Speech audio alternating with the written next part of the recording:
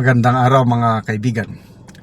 I-shout out ko muna at pasalamatan ang aking mga subscribers sa Australia, Rosel Sibalyos and family. Maraming salamat sa ipinadala nyong dalawang big balikbayan boxes. Mga used clothing siguro ito, hindi ko pa na-open para ipamigay sa Talandig Tribe. Magpapadala ko sa inyo ng video once na may distribute ito sa mga kapatid nating Talandig Tribe sa Bukidnon. Again, salamat Rosel, Sibalyos and family. Okay, bigyan natin ng reaction, opinion itong post ng Ang Balita Ngayon. Title: Nasaan ang medical bulletin ni PBBM? Mariing kwenisyon ni veteran broadcaster na si Jay Sonsa kung bakit hanggang ngayon ay wala pa ring inilalabas na medical bulletin ang Malacanang kaugnay sa kalagayan ng kalusugan ni Pangulong Ferdinand Marcos Jr. sa kabila ng patuloy na usapin at pag-alala ng publiko. So sabi niya, tanong niya, bakit hanggang ngayon ay hindi pa inilalabas o nakakapagpalabas ang palasyo ng totoong medical bulletin ni PBBM alinsunod sa Philippine Constitution? Sa kanyang pahayag, naglatag si Sonsa ng ilang posibleng dahilan kung bakit umano iniiwasan ng Malacanang ang paglabas ng official na medical bulletin. So, may tatlong dahilan na inilatag ni Mr. Jay Sonsa. Number 1, sabi niya, totoong may sakit ang presidente at takot silang malaman ng publiko na may karamdaman ang Pangulo dahil nakakasira ito sa imahe ni Bonget. Ayan. So, totoo. Kaya lang, walang ano. Although, inaamin man nila na may sakit, tuberculosis nga. Kaya lang, parang hindi kontento ang taong bayan. Kaya may mga lumalabas na mga fake document dahil walang official official medical bulletin. So, yan. Number 2, ayaw nilang malaman ng publiko na malubha ang kalagayan ng Pangulo at ayaw nilang manungkulan muna pansamantala ang Vice Presidente habang ginagamot at nagpapagaling ang Pangulo. So, baka mamaya kung mag-acting president si Sara Duterte, ay nako. Number 3, totoong may malubhang sakit si Bonget at nais itago ito sa publiko upang pagtakpan ang anumang kabuktutan na ginagawa ng mga taong nakapaligid sa Pangulo, kabilang ang pagkamkam ng salapi at mina ng gobyerno. Sa huli, iniwan ni Sonsa ang tanong na aniyay patuloy na bumabagabag sa maraming Pilipino. Hanggang kailan? Okay.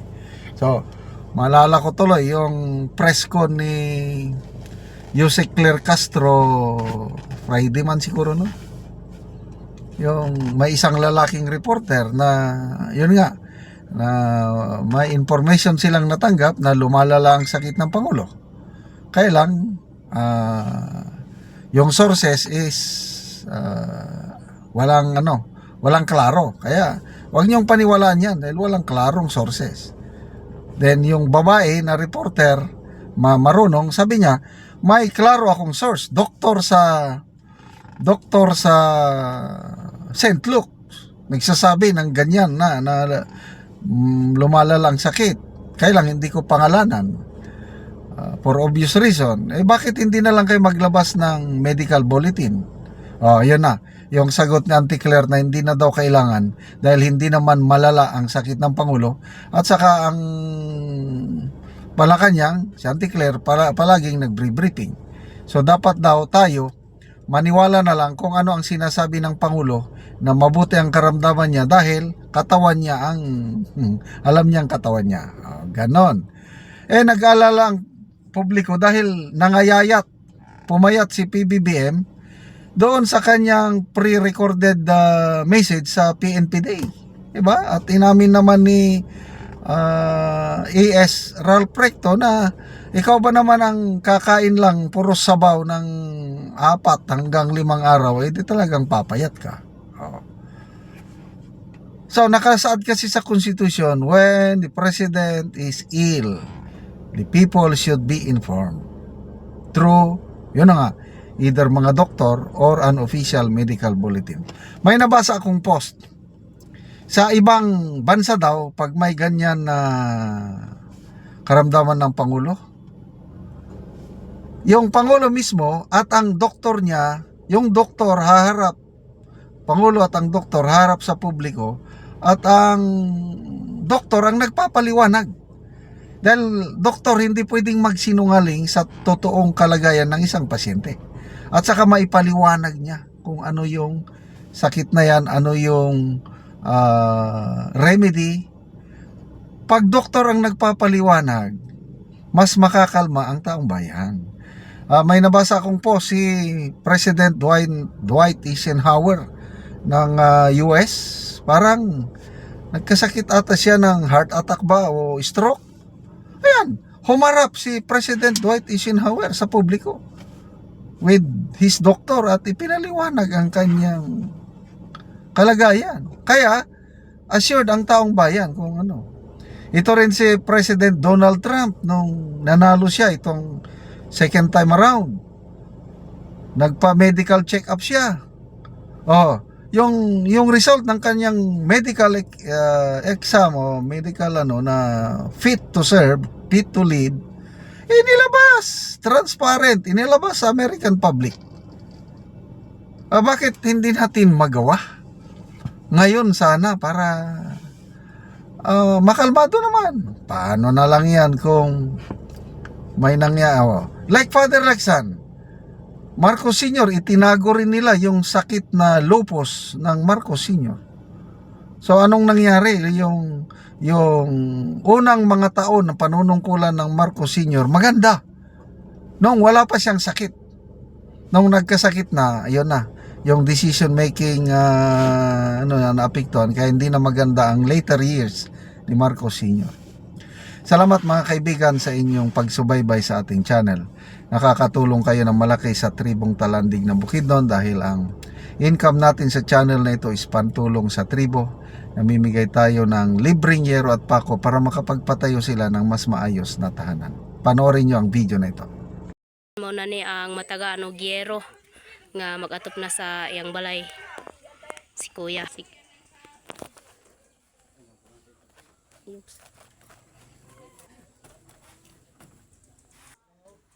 So mo ni ang itsura sa ilang balay. So ilang ilisdan o gyero kay natagaan man sila. So mag-atop sila karon si Kuya. So mga dako na gid kayo ang mga buslot sa iyang gyero.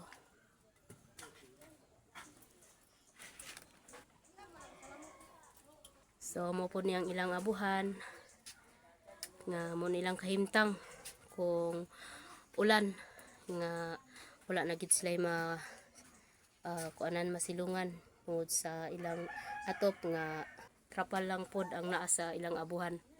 So makita gid nimo nga luoy gid kayo sila. So kay natagaan man nato sila gyero, so mag-atop si Kuya karon.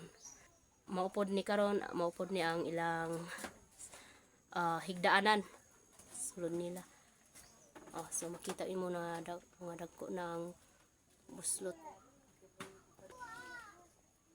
So karon Kuya, pila na ay ni katuig ang imong balay Kuya nga inani na?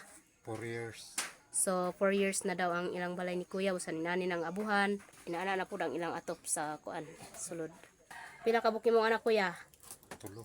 So tulo ka buk ang anak ni Kuya. So si Kuya kay natagaan magyero, so mag-atop siya karon.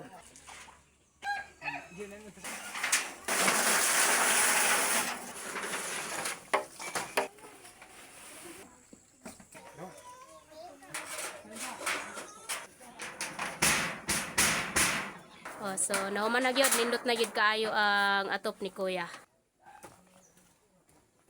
Nga buwan di natuluan. Salamat sa Ginoo sa Sige Kuya, salamat pod.